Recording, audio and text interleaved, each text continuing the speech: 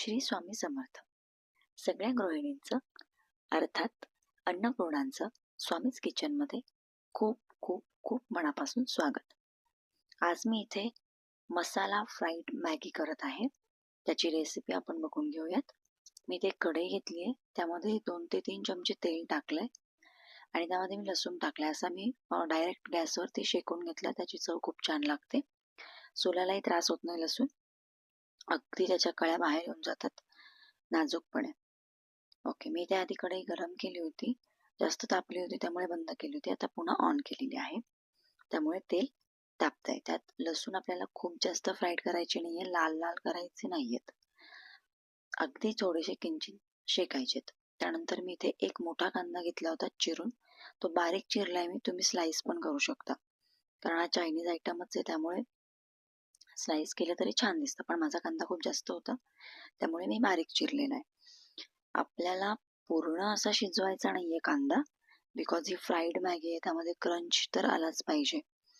त्यामुळे अगदी थोडासा 1 ते 2 मिनिटं आपल्याला हाय फ्लेमवरती शेकायचा आहे.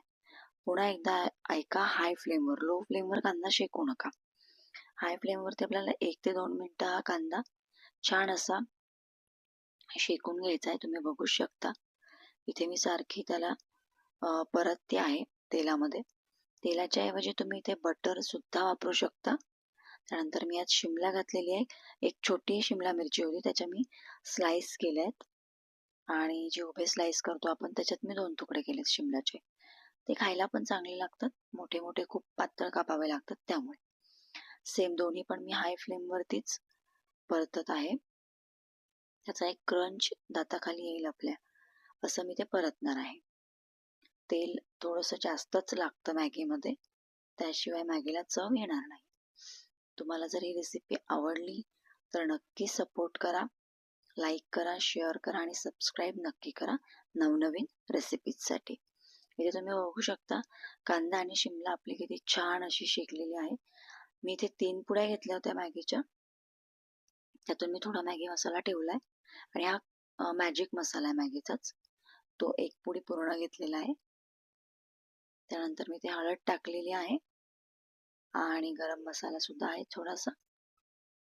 थोडंसं टाकायचं, स्पायसी नको आहे आपल्याला जास्त. ही धनापूड आहे. त्यानंतर आता मी इथे हे सगळं मिश्रण हलवून घेणार आहे. मिरची मी एकदम कमी प्रमाणात टाकलेली आहे, कारण बाकीचे मसाले सुद्धा स्पायसी असतात आणि एकदम स्पायसी खाणं पण चांगलं नाहीये.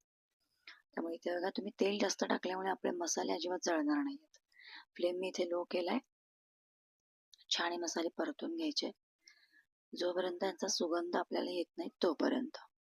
सुगंध आला की यामध्ये आपण छान गरम पाणी ओतायचंय. मी इथे माझी हॉट केटल आहे पाण्याची, त्याने मी इथे पाणी टाकलंय, गरम पाणी.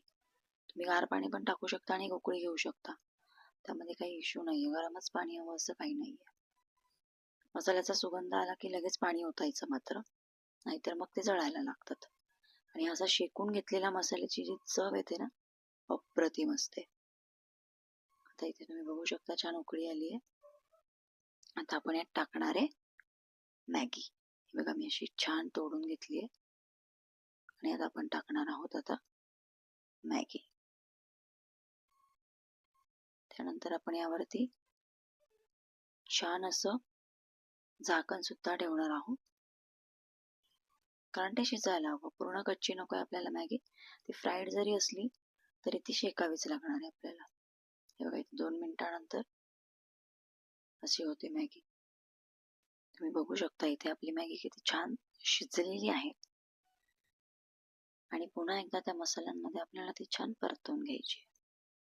तुम्ही जास्त पाणी नाही टाकलं तरी काही प्रॉब्लेम नाही, पण ॲटलिस्ट ती थोडी तरी शिजण्यासाठी तुम्हाला त्यात पाणी टाकावंच लागणार आहे. आणि जास्त पाणी पडलंच तरी ते आपण झाकण ठेवल्यानंतर कव्हर होतं. नंतर झाकण काढून घ्यायचं. आपण बिना झाकणाचं ते 2 मिनिटं इथे त्याला शिजवणार आहे. मी बघू शकता, फक्त थोडी हलवायची असते मध्ये, कारण ते एकदम खाली लागून जाते, आपल्याला कळत नाही. हे हाय फ्लेमवर नाही चाललंय, हे मीडियम फ्लेमवर चाललंय सगळं. ओके, सो त्या पद्धतीने तुम्ही हे सगळं स्टेप बाय स्टेप करू शकता. आणि खूप सोपी पद्धत आहे, बिगिनर्स काय आणि एकदम एक्सपर्ट काय हे सगळेजण बनवू शकतात. सो तुम्ही इथे बघू शकता किती छान असं पाणी याचं आटत चाललेलं आहे. आता हे बघा, ही अशी फ्राईड मॅगी खूप सुंदर लागते. एकदा खाऊन बघा. मी आमच्या इथे एकदा कॅफेमध्ये खाल्ली होती आणि त्या टेस्टनुसार बनवण्याचा प्रयत्न केलाय. मी एकदा ट्राय करून बघा, नक्की तुम्हाला आवडेलच ह्याची मी गॅरंटी देते. आणि बघा इथे किती छान आपण सर्व केली आहे, त्यावर मी चीज टाकलेलं आहे आणि किती छान आणि यम्मी दिसते. बघूनच अगदी तोंडाला पाणी सुटलंय.